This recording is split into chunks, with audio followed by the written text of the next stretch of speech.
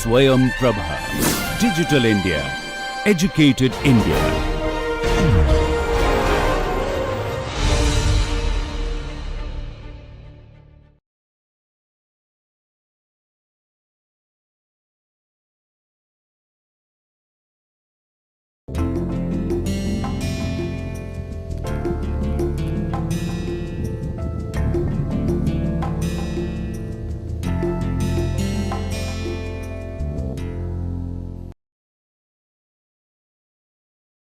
We have solved the problem of a single degree freedom system, that is viscously damped when subjected to a harmonic excitation. In practice, of course, we know already that there are many other forms of energy dissipation, and not necessarily they will lead to linear equations which can be readily solved, like the viscously damped case. So, in such situation, what can be done, at least approximate solutions can be obtained if we can represent the damping by some equivalent viscous damping, and then we can use the results of a viscously damped system. So, now what we will do, we will find out the ways and means to determine an equivalent viscous damping for a case which is not viscously damped.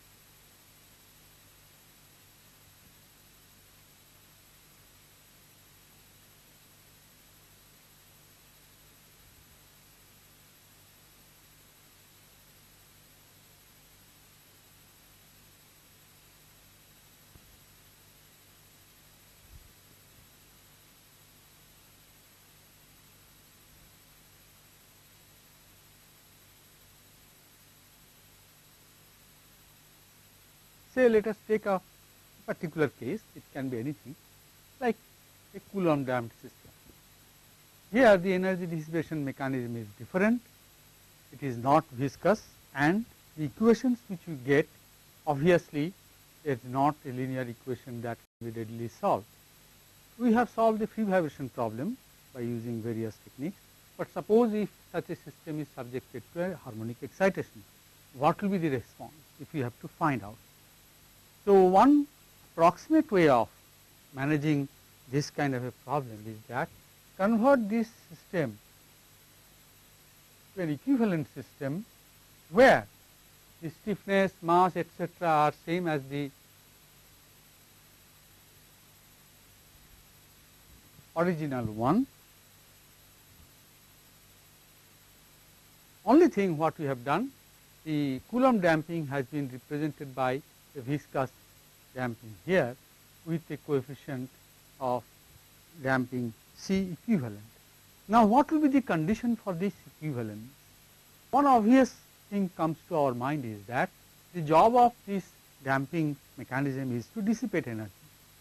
So, for the same amplitude, whatever may be the dissipation of energy per cycle, if that we maintain in the two cases as equal, we can give some logistic support to our consideration that this is an equivalent damping mechanism. Now, so to do that, let us first find out that in case of a viscously damped system, what is the energy dissipated per cycle.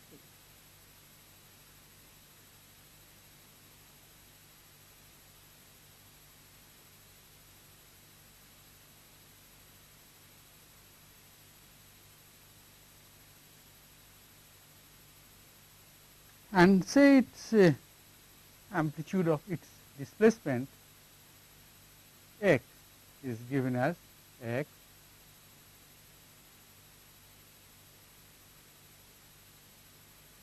when it is subjected to a harmonic force F0 cosine omega. What is the amount of energy dissipated per cycle? Now, here the only place where energy is being dissipated is this dash part, neither here nor here. So, therefore, let us see how much energy is being dissipated in this dash part.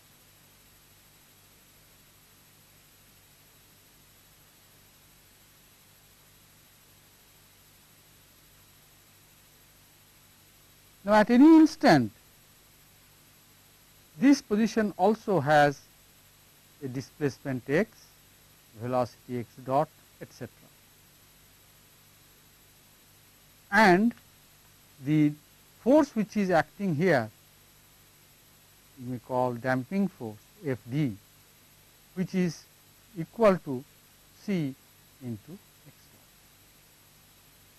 where C is the coefficient of damping in this dash. So, at this instant, if it goes by an elemental distance dx and this force, that means actually the force which is acting on this point is in this direction and the force applied on this is this much.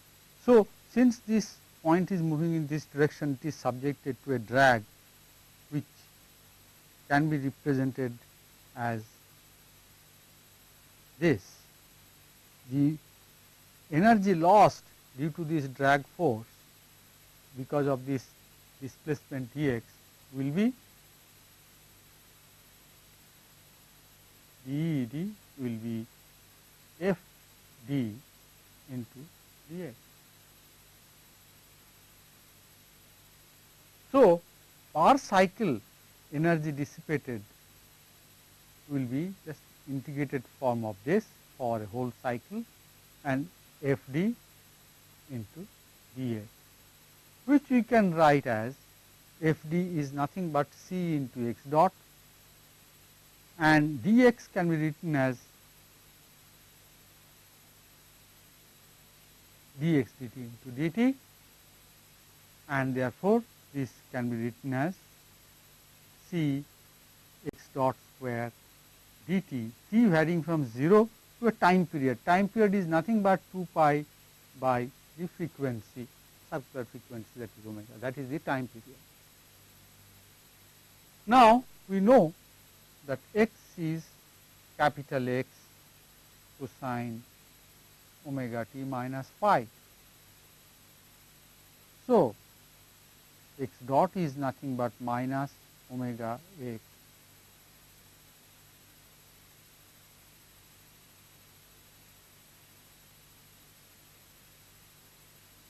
So, substituting it here, we get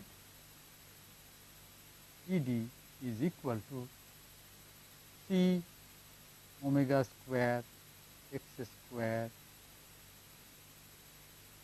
sine square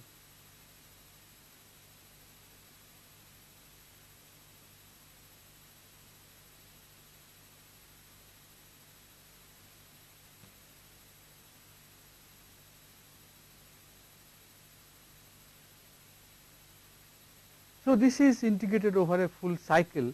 We know that this can be easily written as C omega x square sine theta d theta theta is equal to this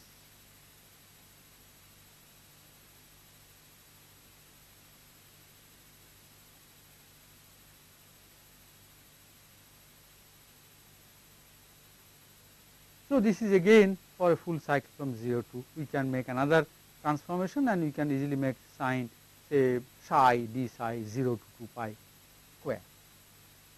And this is nothing but pi. I am not going through the detailed calculation, it is a standard result in trigonometry. The energy dissipated per cycle is pi c omega x square.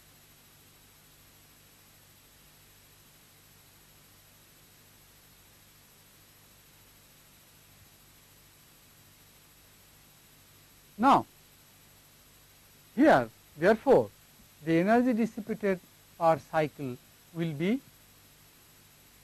pi C equivalent omega x square, and actual energy dissipated in the real system will be E d.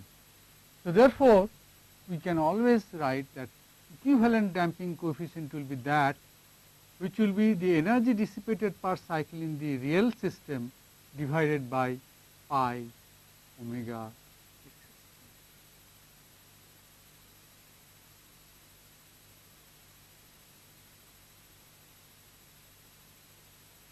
So, if you use this expression for the damping coefficient and use the results of the standard viscously damped single degree freedom system under harmonic excitation, we can get the results. Maybe in this particular case we do it, but before we apply it to this, let us also find out that whether it matches the energy input.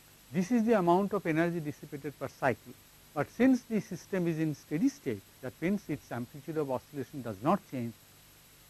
So, the amount of energy dissipated per cycle must be replenished by the amount of energy input by the exciting force, which is doing work into the system. So, that can be easily found out that amount of energy input per cycle is nothing but F into dS. F is the applied force, and this is again nothing but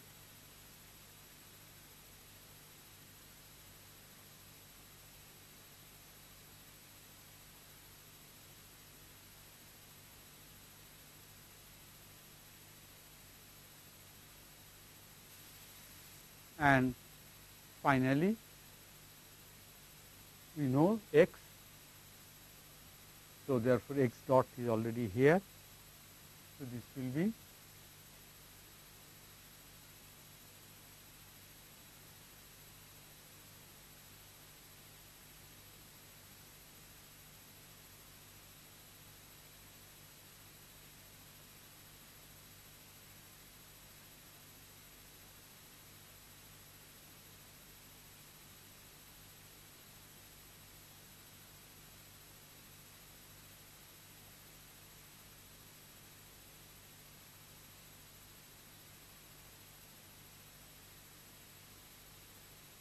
now this minus sign we need not keep here.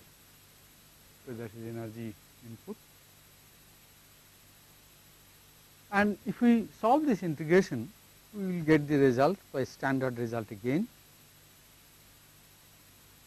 which will be you can do it pi x x 0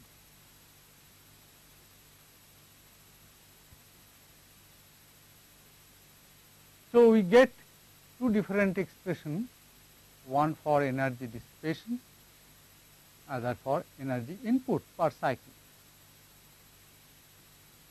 The obvious question comes to the mind is, are these same? It must be same in the steady state.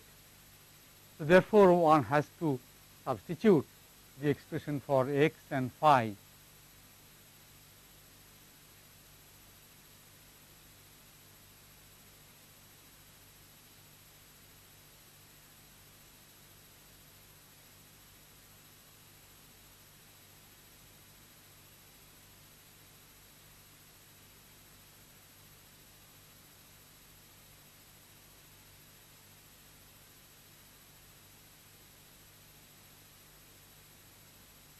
So, using these two, it can be proved easily that E d and E I are same, and trigonometry. So, I am avoiding it. So, you can show that E d is equal to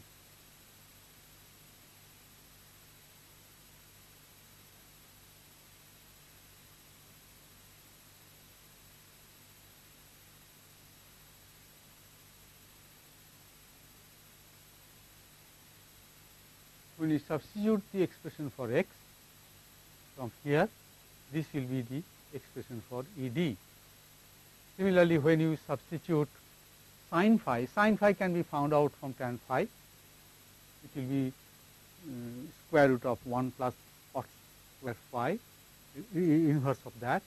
So, therefore, using that one can also again show that this will be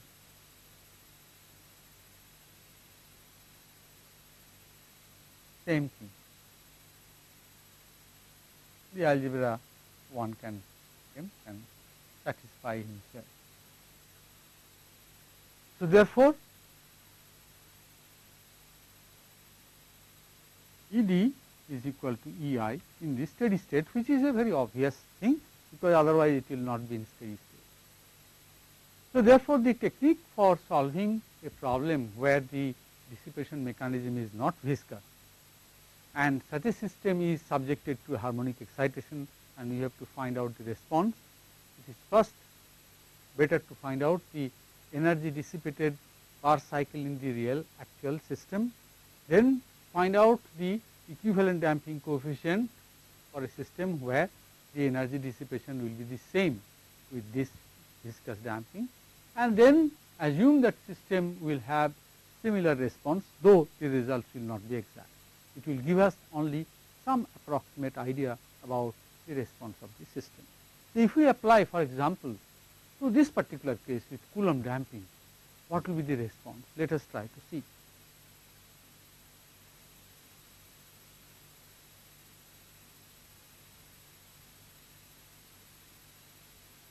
So, let us solve this problem and find out what will be the oscillation or the response.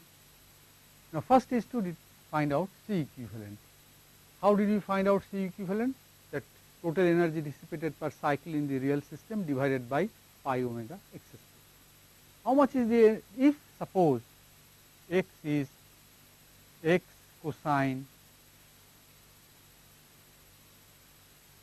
that kind of a thing, if amplitude of oscillation is capital X, then for each half cycle the displacement of this Coulomb damper is 2x.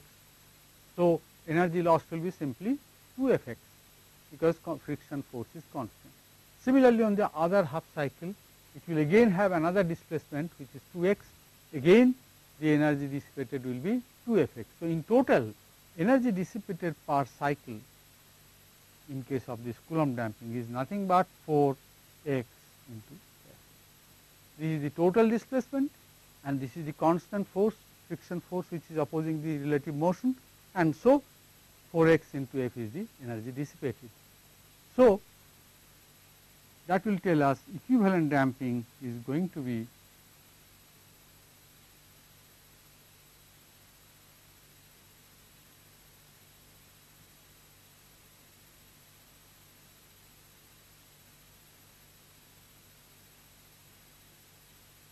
so you find that equivalent damping coefficient, which will result in same energy dissipation per cycle, depends on x. It is not something like a system property, it depends on the result of the motion. Anyhow, once this is so, we know for a viscously damped system, x is nothing but F0 by k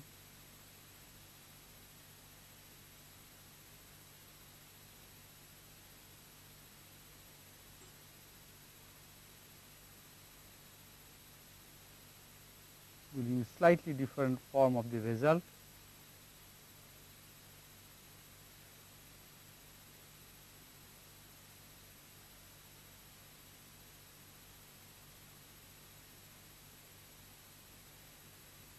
This is the amplitude of oscillation. Phase difference we are not interested immediately. So, this is where we have applied this equivalent damping coefficient. Now, substituting this,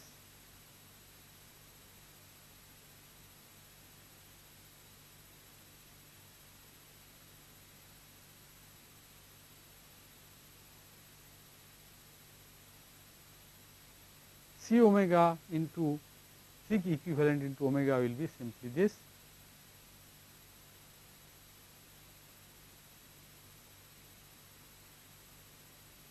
So, what we get is actually an equation in capital X, but remember we should always use this approximation symbol. So, squaring both sides we get capital X square is approximately equal to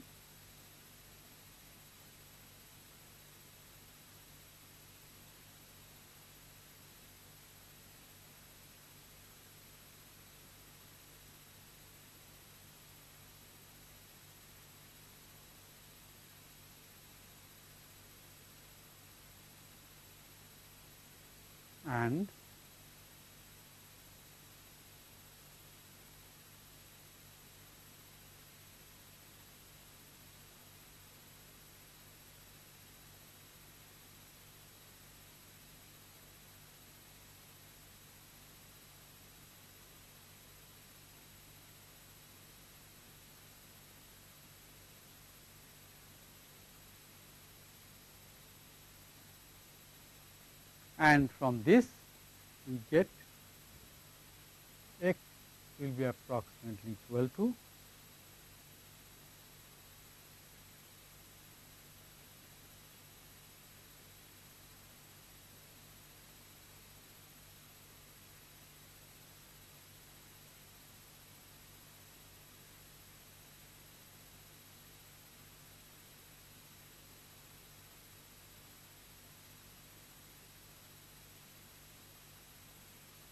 So, this is the expected amplitude of oscillation of the Coulomb damped system when subjected to a harmonic excitation, but we have to always keep in mind that the result is very approximate and all the characteristics which we find. For example, here it is found that f0 being less than 4f by pi, that it will have no amplitude because it is going to be imaginary.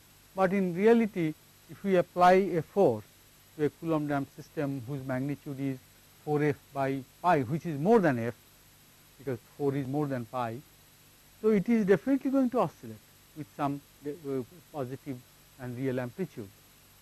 Similarly, we also notice that when the applied frequency is equal to the undamped natural frequency root over k by m, then denominator is 0, means that it will never approach any steady state.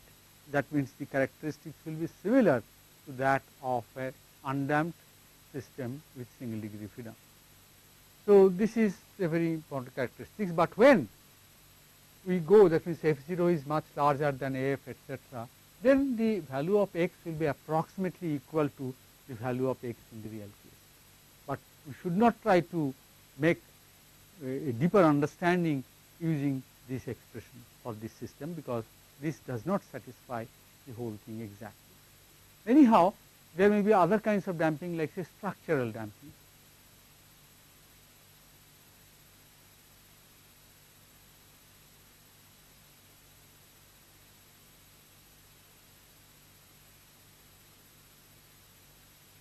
In structural damping, in most cases, energy dissipated per cycle is proportional to the square of the amplitude, or you can write that Ed is equal to some coefficient, say I do not know, maybe lambda. So, in such cases equivalent damping will be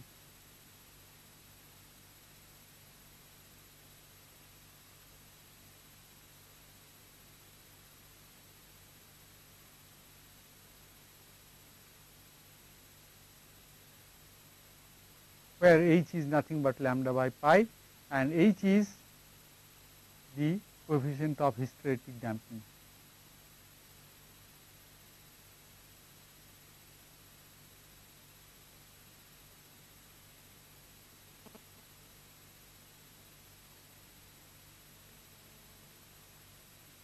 So, here of course, we find equivalent damping coefficient for a structural damping system is independent of x. So, for example, so therefore, if you have a beam, a cantilever, at the end there is a block and here. Now, if you want to solve this problem when this system is subjected to a dynamic force,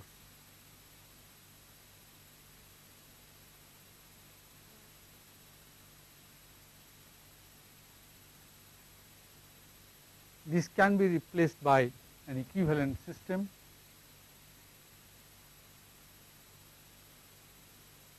This is K equivalent. The stiffness of the spring and this cantilever beam when a force is applied at the end is same, and the structural damping is replaced by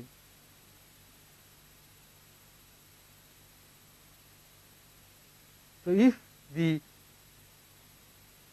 rigidity modulus of this be EI and length of this be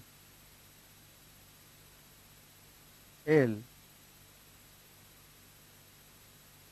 then we know that when a unit load is applied here, the deflection of the system is L cube by EI.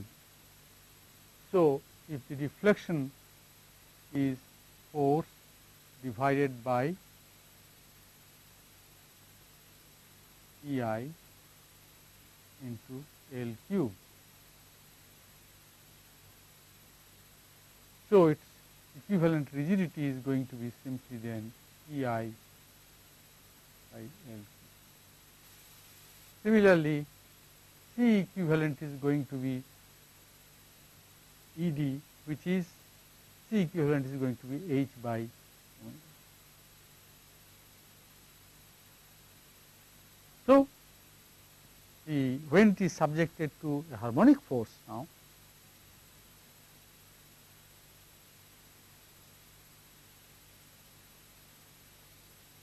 the displacement which we will get x will be F0 divided by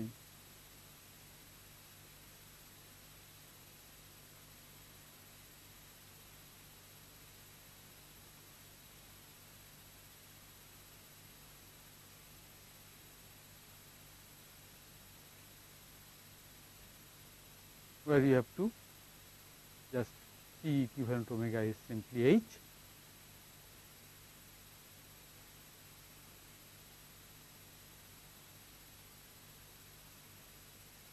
K equivalent is this.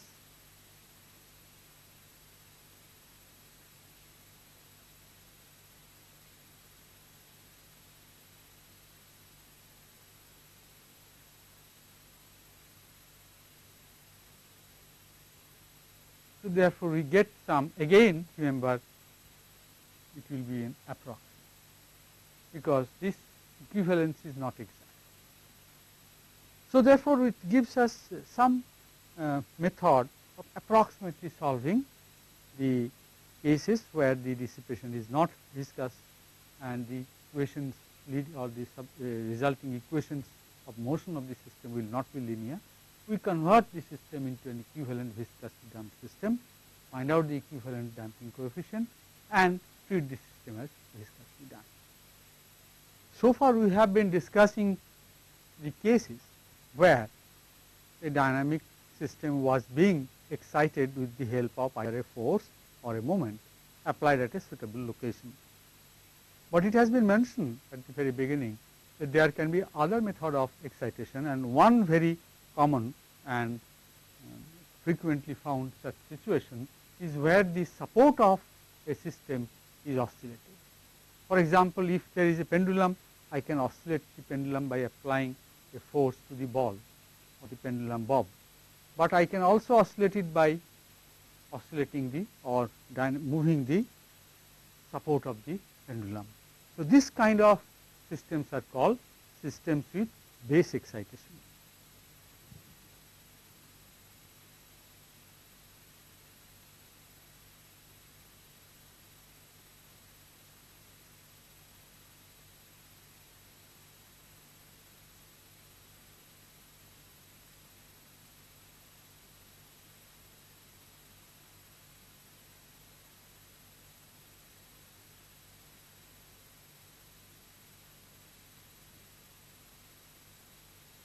So, even this has lot of application also, because vehicles, that is where the whole vehicle is supported on springs and the wheels which touch the ground may be wavy. So, when it goes, the wheel is given an up and down motion.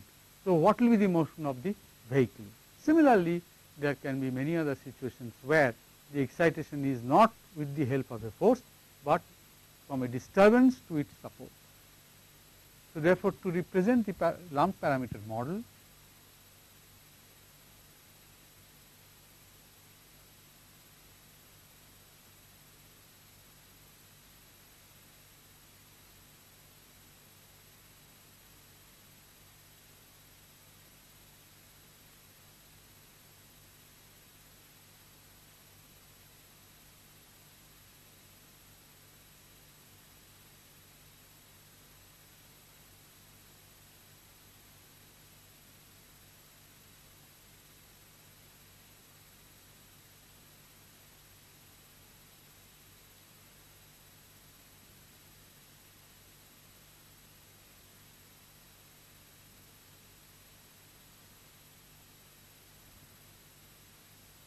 and now we are exciting this mass not by applying a dynamic force here, but by providing a harmonic oscillation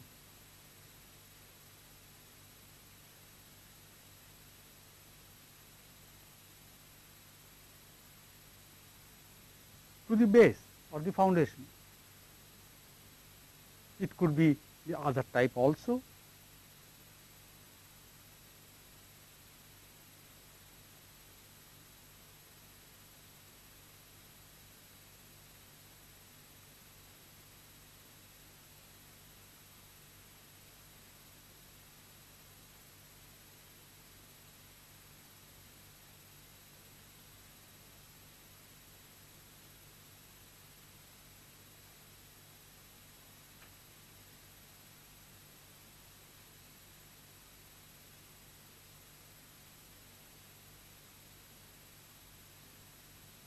So, this is very common, something is resting and ground is vibrating, or here this is vibrating, or a pendulum, the point of support or the hinge is oscillating. So, these are all cases of excitation given through a displacement of the support. Now, the equation of motion, we will try to solve this problem.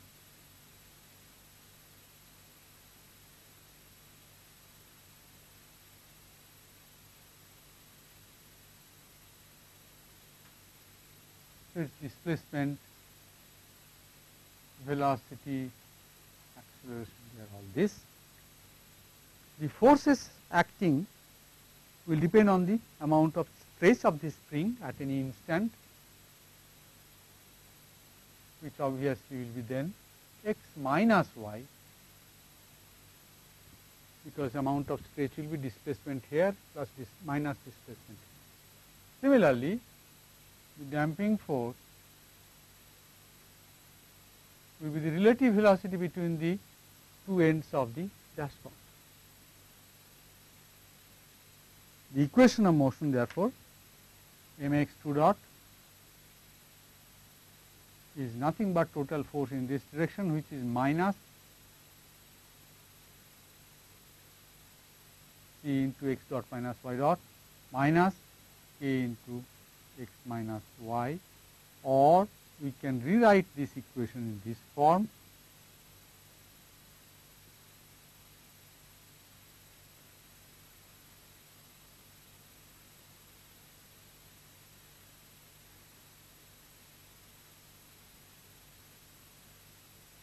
Now, y is already known as capital Y cosine omega t. So, therefore, this can be written as minus c omega y sin omega t plus k y.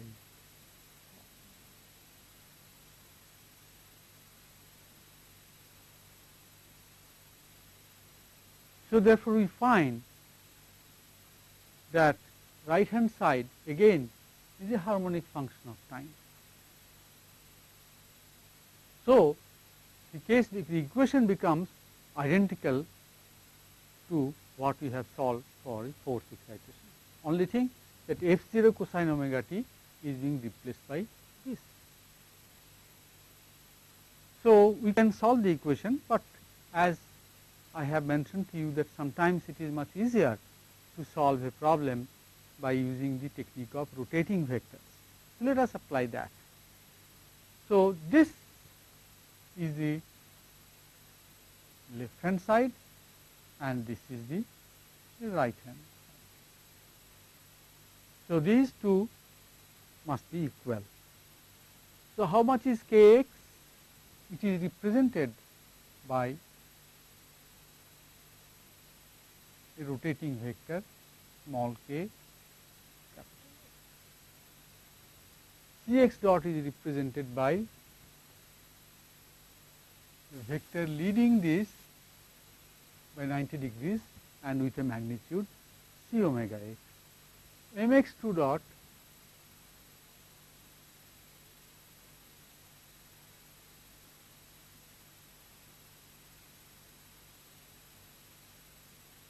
is this.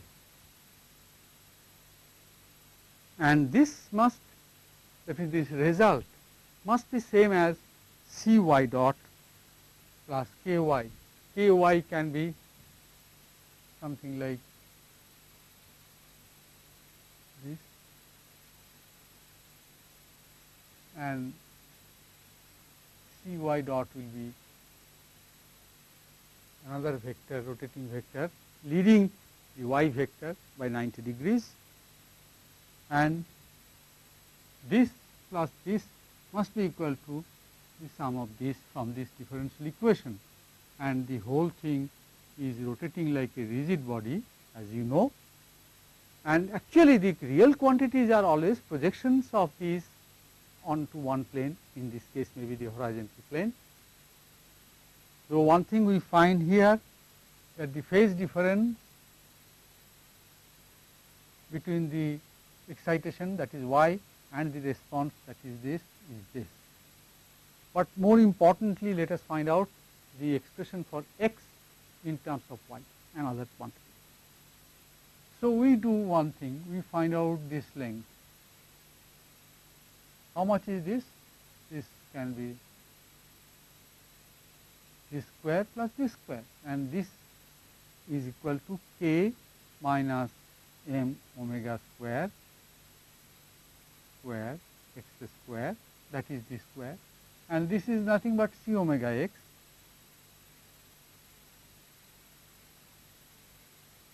And this must be ky square plus c omega y square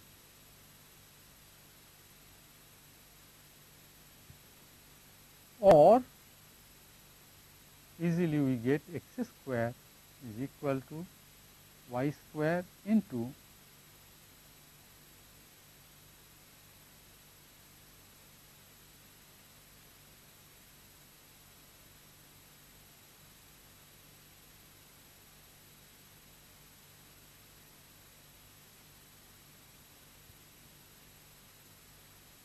now, if we divide both the numerator and denominator by k square, we get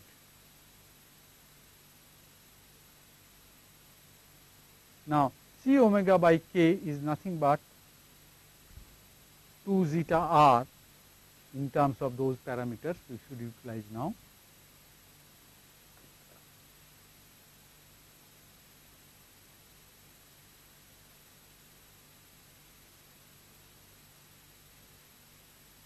And here it is again 1 minus r square whole square, again c omega by k whole square.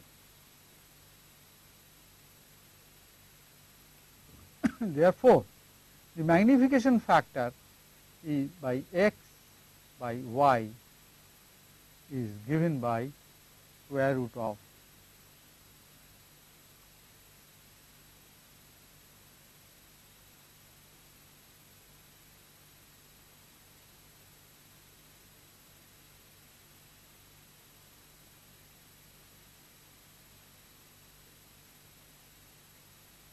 so, this is the ratio of the response magnitude with the excitation magnitude. if you want to see the nature of this, how it varies.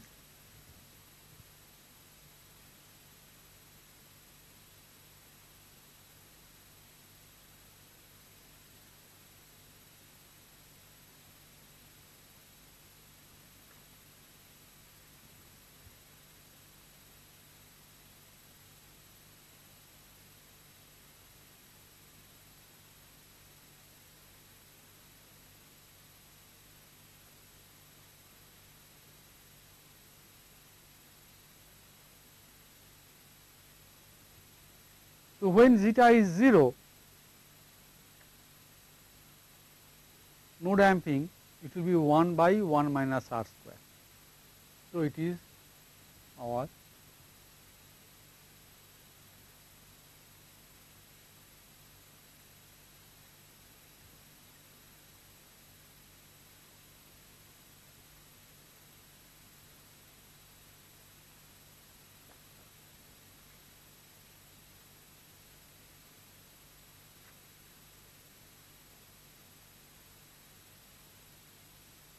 that is for zeta is equal to 0.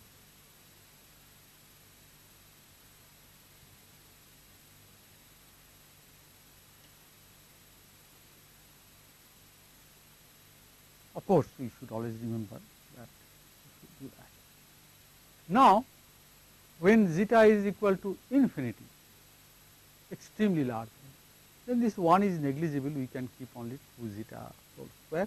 Again this becomes negligible because zeta is very large. So, numerator and denominator is same irrespective of the value of r. So, m becomes independent of r and is equal to 1. So, that case is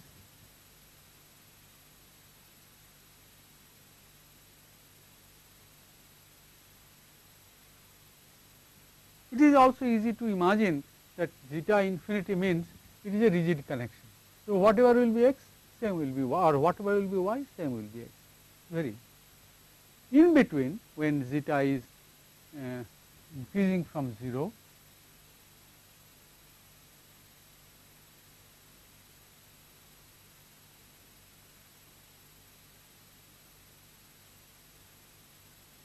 and so on.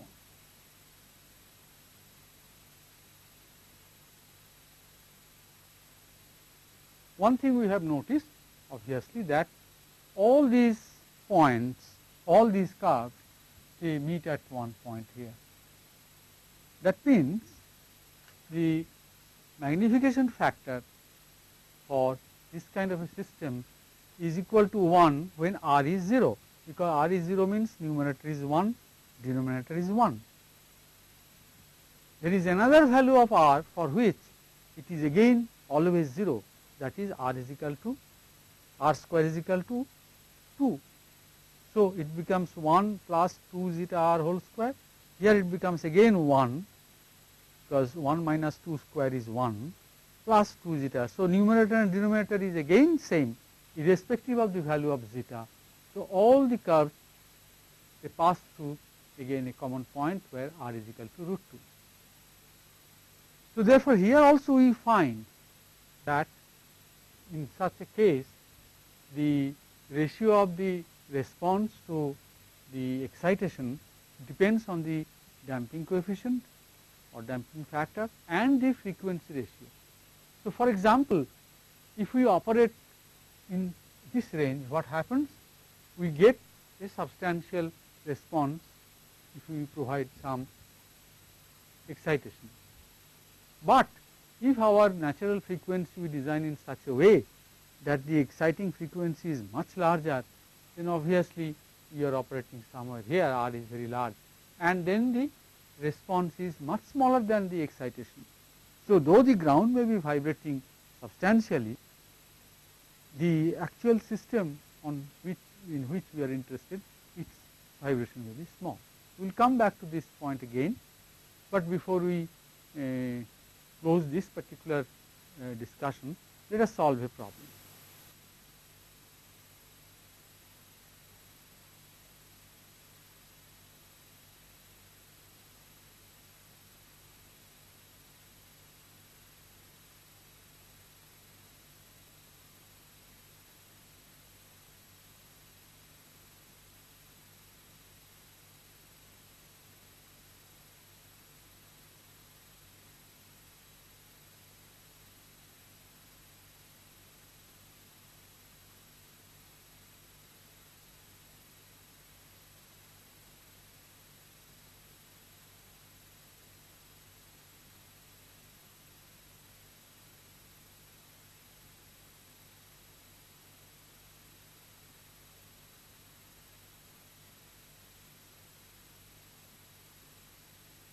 So, we represent a vehicle in an extremely simple form.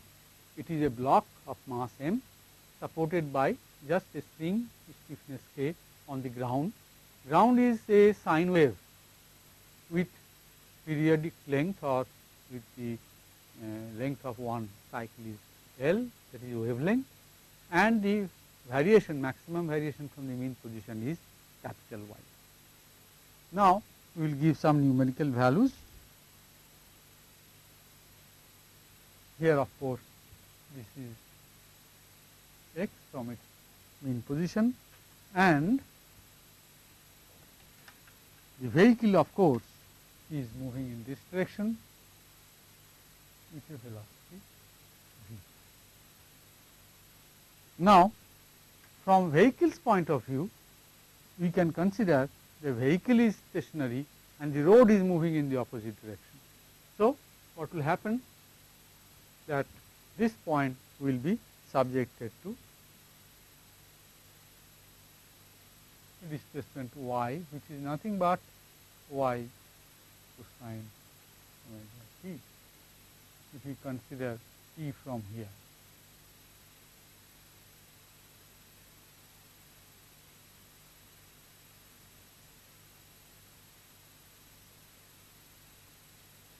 Or simply we can say not omega t, v t.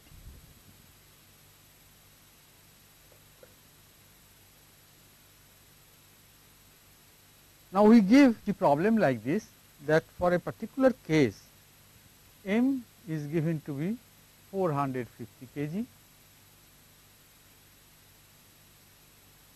the speed is given as 96 kilometer per hour,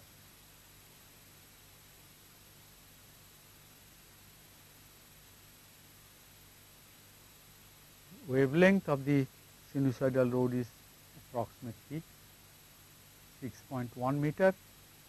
The variation, the amplitude of variation is 0.025 meter,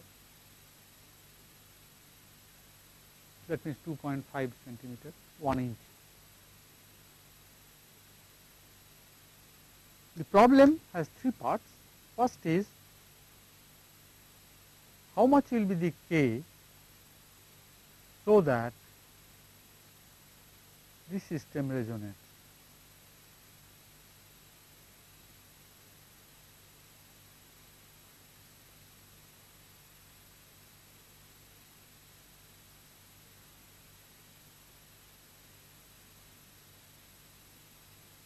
Number 2 will be,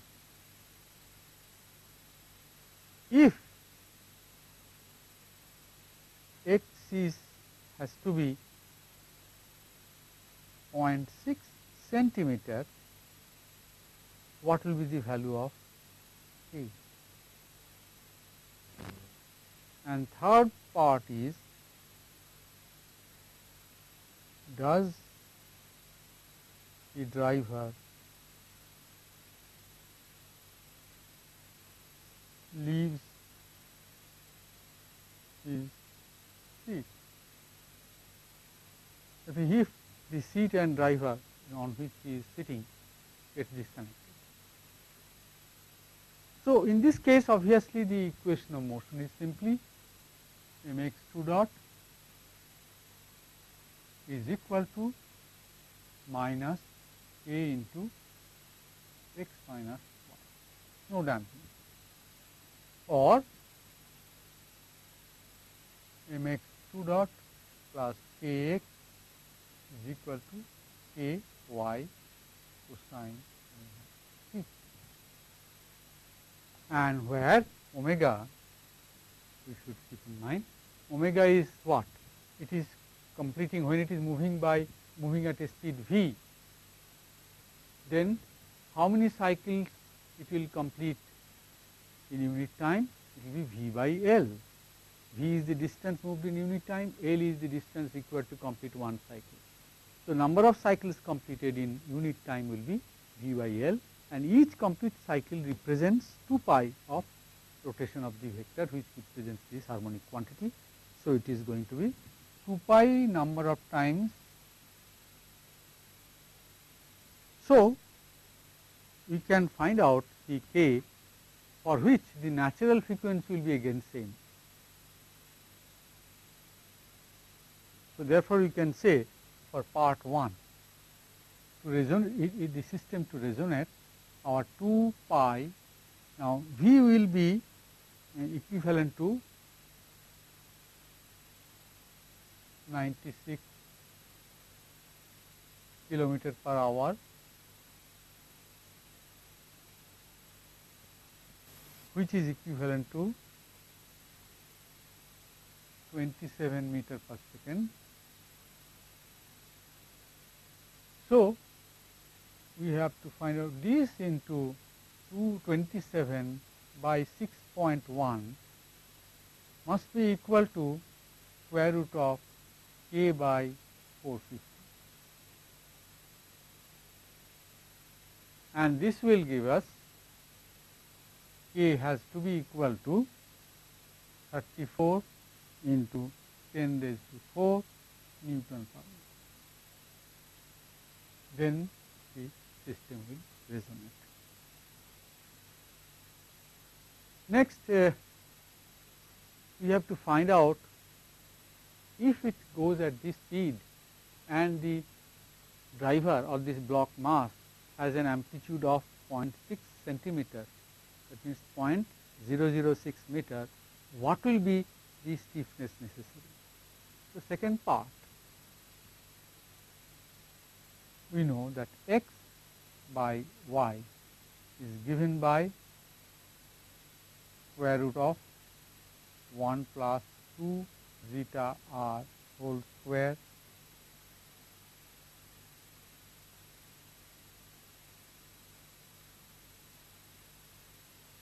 but zeta is 0 in this case. So, therefore, this will be 1 by 1 minus sin, and this is equal to 0.006 divided by 0.025. This will lead to r is equal to 2.275.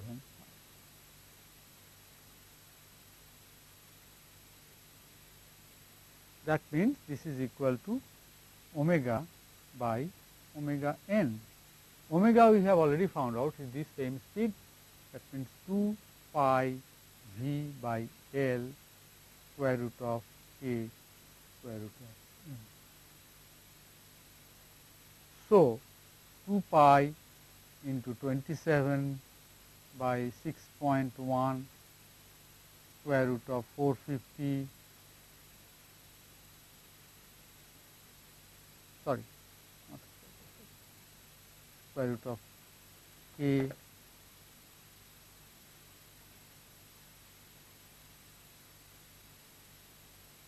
and this m is 450, we can utilize here.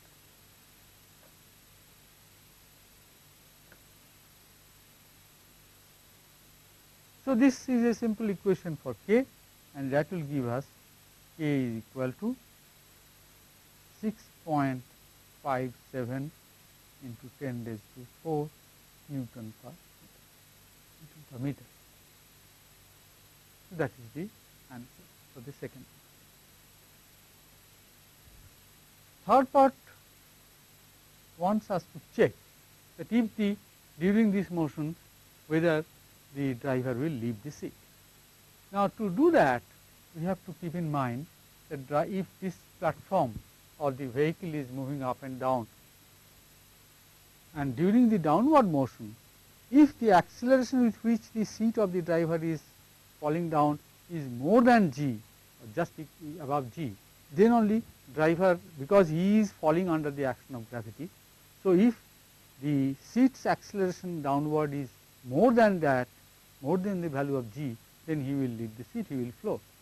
So, you have to find out the acceleration of the maximum acceleration of the seat or the vehicle in the downward direction. So, maximum acceleration in the downward direction is equal to maximum will be omega square x Now, under this condition, omega is known, 2 pi into 27 by 6.1 square, and x is equal to 0.006.